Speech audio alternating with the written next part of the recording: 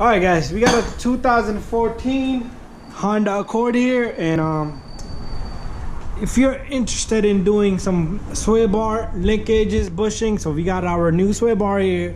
We modified it, and there's our linkage Moog. But over here we got this special bushing over here with a little fitting where you could grease it.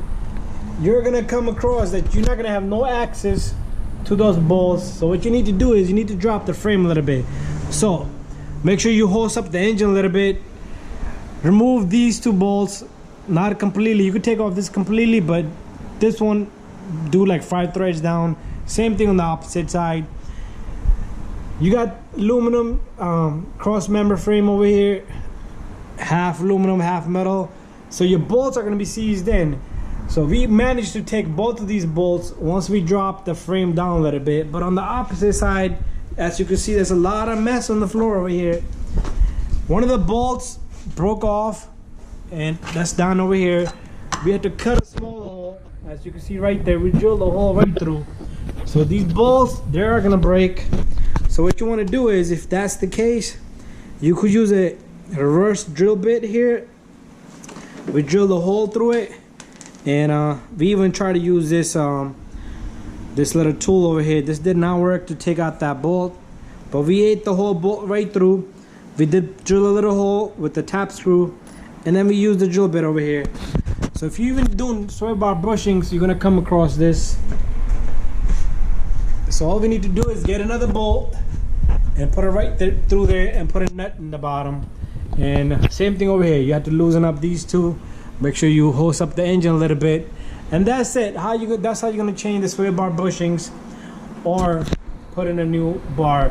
But this bar, if you want to take it out, you do not need to drop the whole frame. What you're gonna do is you're gonna take off the bolts a little bit on both sides. We loosened up all 4 bolts on the frame, and what we did was we pushed this pry bar right down that way, and then it slipped right through here. Same thing, put it right through here and slip it in, so you don't have to take out the muffler, and you do not need to drop the whole frame. Okay, it did not slip through like if you assume it's gonna come right through here. No, it's not gonna come through there. So you're gonna have to slip this sway bar going across that way. It's gonna go between the axle and the lower control arm, and then it's gonna come out this way. You're gonna have to twist it this way, and to put it back, you reverse the procedure, and that's it. And I'm gonna show you the back ones now. In the back, it's very simple. You got a bolt here, and we use the bolt and a nut, and a bolt and a nut. The system is gonna come with new bolt, but it's not gonna come with a nut, so you might have to match something up. And we did put a new linkage right there. This is pretty easy, and it slips right through here. You do not have to take out the muffler. Same thing in the opposite side. And we're gonna grease this down the road every 10-15,000 miles. Just grease them up. You got the grease fitting over here, very simple.